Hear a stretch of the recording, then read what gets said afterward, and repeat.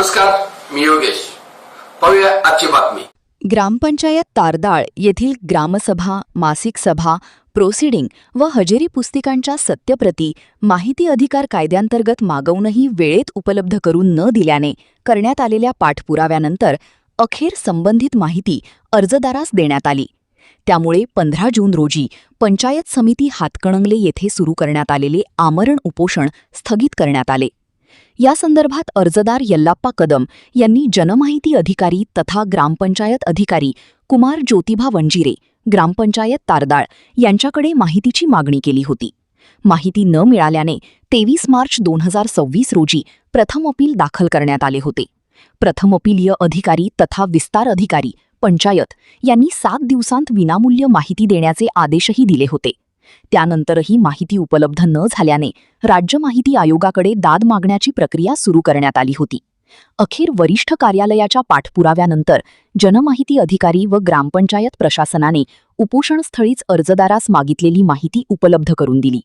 दरम्यान वरिष्ठ कार्यालयाकडून लेखी व तोंडी सूचना देऊनही आदेशानुसार कार्यवाही करण्यास विलंब केल्याप्रकरणी संबंधित ग्रामपंचायत अधिकाऱ्यांविरुद्ध शिस्तभंगाची कारवाई प्रस्तावित करण्यात येणार असल्याचे गटविकास अधिकारी शबाना मोकाशी यांनी दिलेल्या पत्रात नमूद करण्यात आले आहे.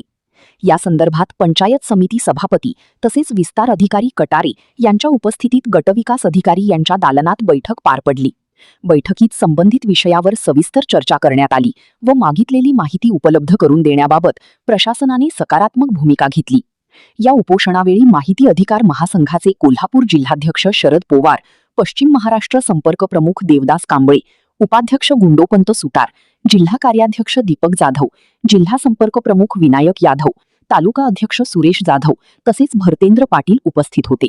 माहिती अधिकार महासंघाच्या पदाधिकाऱ्यांनी उपोषणकर्ते यल्लाप्पा कदम यांना पाठिंबा दर्शविन माहिती अधिकाराच्या प्रभावी अंमलबजावणीसाठी लढा सुरू ठेवण्याचा निर्धार व्यक्त केला.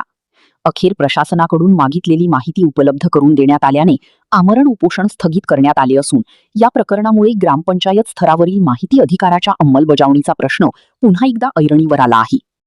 व्हॉट्सअपला एक मेसेज टाकल्यानंतर आम्ही जिल्हाध्यक्ष, पश्चिम महाराष्ट्राचे संपर्क प्रमुख, उपाध्यक्ष, कार्याध्यक्ष, आमचे तालुका अध्यक्ष सुरेश जाधव साहेब ह्या सर्वांनी आज इथं आम्ही जी एकजूट दावली आणि आपला माहिती अधिकार कार्यकर्ता हा एकटा पडू दिला नाही, जेणेकरून भविष्यामध्ये व्यापक जनहितासाठी जो कार्यकर्ता आंदोलनाचं शस्त्र किंवा उपोषणाचं शस्त्र उपसेल त्यावेळेला माहिती अधिकार महासंघ कोल्हापूर जिल्हा सदैव त्याच्या पाठीशी राहील. पण त्याचा उद्देश हा व्यापक जनहिताचा असला पाहिजे. त्याच्यामुळं त्या गोष्टीच्या आम्ही परिपूर्णपैकी पाठिंबा देणार आणि त्या गोष्टीला आम्ही न्याय देण्याचं काम करणार.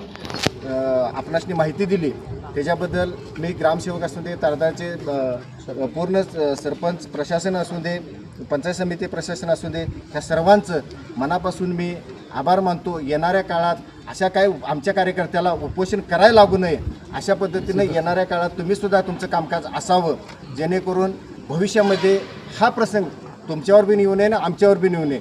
कारण का आम्ही बी सर्वसामान्य कुटुंबातील माणसं आहे. तुम्हीसुद्धा एक प्रथम भारतीय नागरिक आहेसा आणि परत प्रशासनामध्ये तुम्ही अधिकारी आहेसा. त्यामुळे भारतीय नागरिक म्हणूनच आमच्याकडे बघण्यात यावं. येणाऱ्या काळात निश्चितपणानं आपण एकमेकाच्या हातात हात घालून काम करू.